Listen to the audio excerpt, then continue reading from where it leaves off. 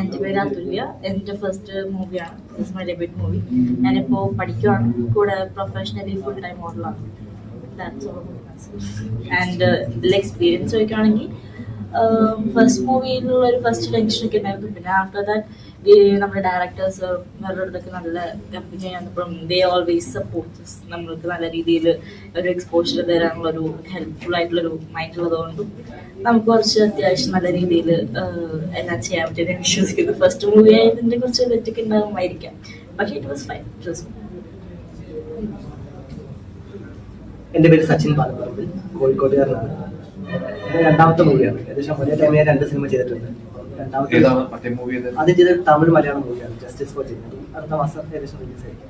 അപ്പോൾ രണ്ടാമത്തെ മൂവിയാണ് കിരാട. ഏറ്റവും കൂടുതൽ നല്ല ലീഡ് റോൾ ചെയ്തത് ഈ സിനിമയിലാണ്. പ്രശാന്ത് എന്നാണ് കഥാപാത്രത്തിൻ്റെ പേര്. ഫസ്റ്റ് മൂവി കുറച്ച് സീരിയസ് ആയിട്ടാണ് ഇതിൽ അത്യാവശ്യം ചെയ്തിട്ടുണ്ടെന്ന വിശ്വാസം. എന്റെ പേര് അൻവർ, ട്രിവാൻഡ്രത്ത് നിന്നാണ്. എന്റെ ഫസ്റ്റ് മൂവിയാണ്. ഞാൻ പ്രൊഫഷണലി മോഡലാണ്. പിന്നെ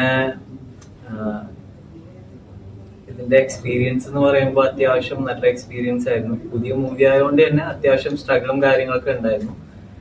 ഡയറക്ടർ നല്ല രീതിയിൽ സപ്പോർട്ട് ചെയ്തുകൊണ്ട് അത്യാവശ്യം നന്നായി ചെയ്യാൻ പറ്റി. ഇതില് നിങ്ങളുടെ ഫ്രണ്ട്സിന്റെ കഥയാണ് അല്ലെ? ഒരു 5 പേര്. നിങ്ങൾ എത്ര പേരാണ് നിങ്ങളുടെ ടീം? 6 പേര്. നമ്മൾ 6 പേരാണ്. 3 ഫീമെയിൽ ക്യാരക്ടേഴ്സും 3 മെയിൽ ക്യാരക്ടേഴ്സും. എല്ലാവരും ന്യൂ കമേഴ്സ് ആണ്. All of us are newcomers. നമ്മളൊരു കോളേജ് മേറ്റ്സ് എന്നുള്ള രീതിയിലൊരു ഫ്രണ്ട്സ് ഗ്യാങ്. എങ്ങനെയാണ് നിങ്ങളുടെ ക്യാരക്ടേഴ്സിന്റെ ഒരു ക്യാരക്ടറൈസേഷൻ? എങ്ങനെ പോസിറ്റീവ് ആണ്, നെഗറ്റീവ്? ആരാണ് ഇതിൽ ലീഡർ? അങ്ങനെയാണ്. എന്റെ ക്യാരക്ടർ നെയിം ജാൻസി. ഞാൻ ഭയങ്കര ഔട്ട് ഗോയിങ് ആയിട്ടുള്ള ഒരു പേഴ്സണാലിറ്റി ആണ്. ലൈക്ക് ഡാൻസ് ആണെങ്കിലും പാട്ടാണെങ്കിലും എന്താണെങ്കിലും ഭയങ്കര എടുത്ത് ചാടിയിട്ടെല്ലാം ചെയ്യണ കുറെ പ്രശ്നങ്ങളൊക്കെ ആ മൂവിയിൽ കാണിക്കുന്നുണ്ട്. ലൈക്ക് ഏകദേശം, പക്ഷെ പ്രശ്നം ഉണ്ടായിട്ടില്ല, എന്നാലും പ്രശ്നം ഉണ്ടാക്കിയിട്ടുണ്ട്. അങ്ങനെ പറയുന്നത്. എന്റെ കഥാപാത്രത്തിന്റെ പേര് പ്രശാന്ത് എന്നാണ്. അപ്പം ഈ സിനിമയില് ഇവരെല്ലാവരും കൂടി കാട്ടിലേക്ക് കൊണ്ടുപോകുന്ന ഒരു കഥാപാത്രം ഞാനാണ്. എനിക്കാണ് കുറച്ചുകൂടി പ്രശ്നം ഫുൾ ആളാണ്, അത്രേ പറയാൻ പറ്റുള്ളൂ.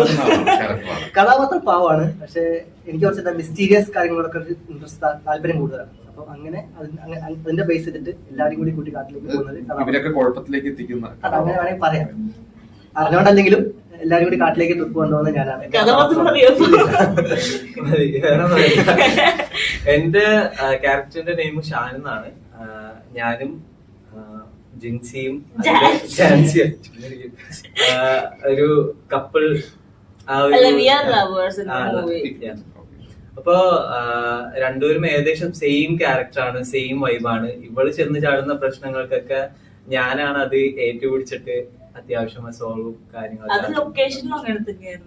നമ്മള് ബെസ്റ്റ് ഫ്രണ്ട്സ് ആണ്. ഇപ്പം അവിടെ തൊട്ട് ഇവിടം വരെ നമ്മള് സ്റ്റിൽ ബെസ്റ്റ് ഫ്രണ്ട്സ് ആണ്.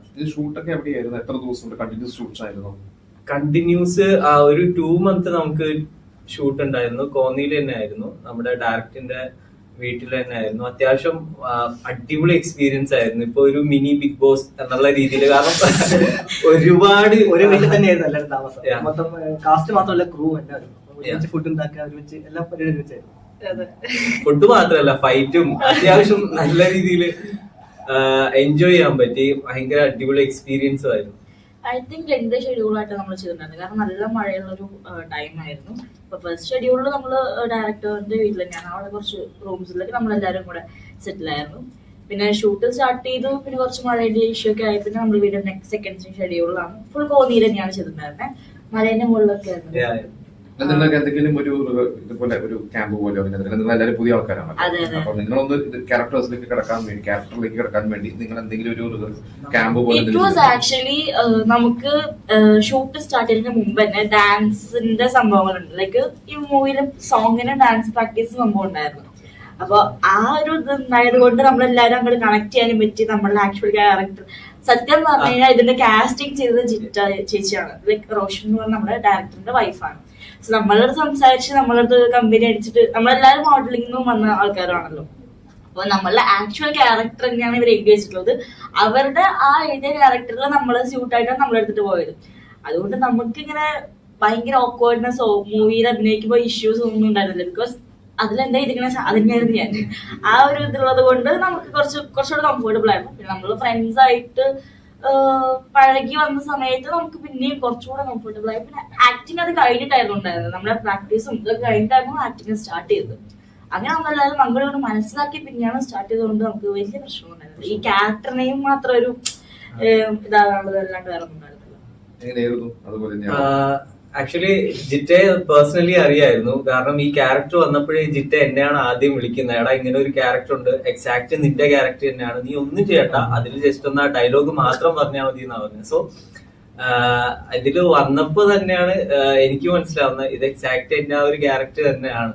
അപ്പൊ ഞാൻ ഓക്കെ. അപ്പൊ ചെറിയ ഈ ആക്ടിങ്ങിന്റെ ചെറിയ ഇഷ്യൂ ഉണ്ടായിരുന്നുണ്ട്. പിന്നെ പിന്നെ അപ്പം എനിക്ക് ഈ എല്ലാവരുടെ മുമ്പ് വെച്ച് ആക്ട് ചെയ്യൂലേ, അപ്പൊ അതൊരു ഇതുണ്ടായിരുന്നു. അതൊക്കെ മാറി കിട്ടി. ഒരു 2 വീക്സിലെല്ലാം മാറി, ഇപ്പൊ പെർഫെക്റ്റ് ആയി.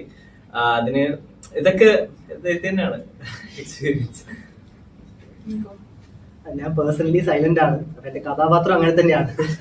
ജിറ്റ തെരഞ്ഞെടുത്ത തന്നെയാണ്, എന്നോട് പറഞ്ഞിട്ടുണ്ട് നിങ്ങൾക്ക് പറ്റിയ ക്യാരക്ടറാണ്, നിന്നെ പോലെ തന്നെയാണ്. അപ്പം കുഴപ്പമില്ലായിരുന്നു. പിന്നെ എല്ലാവരും സപ്പോർട്ടായിരുന്നു, അപ്പൊ അത് കുഴപ്പമില്ലാതെ പോയി. നിങ്ങൾ വേറെ ആരൊക്കെയായിട്ടാണ് കോമ്പിനേഷൻ? ഒരുപാട് സീനിയർ ആർട്ടിസ്റ്റുകൾ ഉണ്ട് നിങ്ങളൊക്കെ. നീന കുറുപ്പ് വേണം എന്റെ അമ്മയായിട്ടായിരുന്നു, അപ്പം നാടുമായിട്ട് എനിക്ക് കുറച്ച് കോമ്പിനേഷൻ ഉണ്ട്.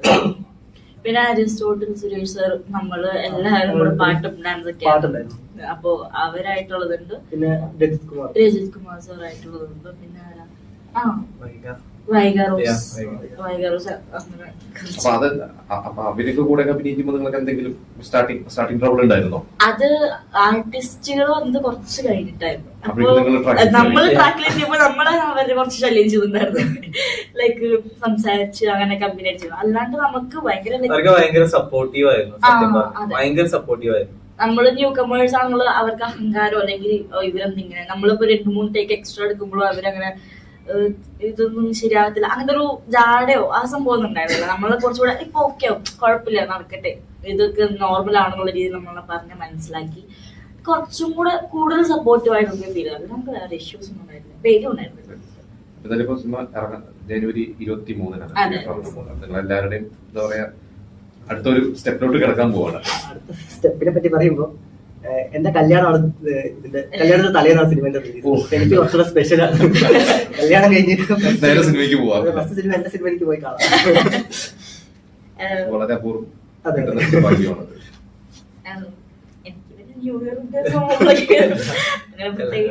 നമ്മളെല്ലാരും കൂടെ എത്തിച്ചാണ്ട് നമുക്ക് എല്ലാവർക്കും ഭയങ്കര സ്പെഷ്യലാണ്. ഫസ്റ്റ് മൂവിയാണ്. പിന്നെ നമ്മളൊക്കെ ഒരു ഫാമിലി പോലെയായി. പിന്നെ നമ്മുടെ പ്രൊഡ്യൂസേഴ്സ് എന്ന് പറയണമെങ്കിൽ ഭയങ്കര ഒരുപാട് സപ്പോർട്ട് ചെയ്തിട്ട് ഇതുണ്ടായി. ഒരുപാട് പ്രശ്നങ്ങൾ ഉണ്ടായിട്ടുണ്ടായിരുന്ന ഒരു മൂവിയാണ്. ലൊക്കേഷനിലാണെങ്കിലും കോ പ്രൊഡ്യൂസർ ഇഷ്യൂസ് ആണെങ്കിലും ഒരുപാട് ഇഷ്യൂസ് ഉണ്ടായിരുന്നു. പക്ഷെ എങ്ങനെയെങ്കിലും ഈ മൂവി റിലീസ് ചെയ്യണം, അല്ലെങ്കിൽ നമ്മളുടെ എല്ലാവരുടെയും കഷ്ടപ്പാട് പോകാൻ പാടില്ല, അതൊന്നും പഴയ പോകാൻ പാടില്ല എന്നുള്ള രീതിയിൽ കുറെ കഷ്ടപ്പെട്ട് നമ്മളിതിൽ ഇവിടം വരെ എത്തിച്ചത്. ഇപ്പൊ നമ്മുടെ ഡയറക്ടേഴ്സ് ആണെങ്കിലും പ്രൊഡ്യൂസർ ആണെങ്കിലും എല്ലാവരും ഒരുപാട് കഷ്ടപ്പെട്ടിട്ടുണ്ട്. സോ നല്ലൊരു റിസൾട്ട് പ്രതീക്ഷിക്കുന്നു. നമ്മളെല്ലാരും പോയി കാണണം. ആൻഡ് ഒരുപാട് പേരുടെ ഫ്യൂച്ചർ ഉള്ളതാണ്. ഫ്യൂച്ചർ മാത്രമല്ല, ഒരുപാട് പേരുടെ ഹാർഡ് വർക്ക് ഉണ്ട്. സോ നല്ലൊരു മൂവിയാണ്, ഭയങ്കര ക്യൂരിയസ് ആയിട്ടുള്ള മൂവിയാണ്. ഒരിക്കലും നിങ്ങൾ തിയേറ്ററിലെ എക്സ്പീരിയൻസ് കളയാണ്ടിരിക്കുന്നതാണ് ഏറ്റവും നല്ലത്. Thank you so much.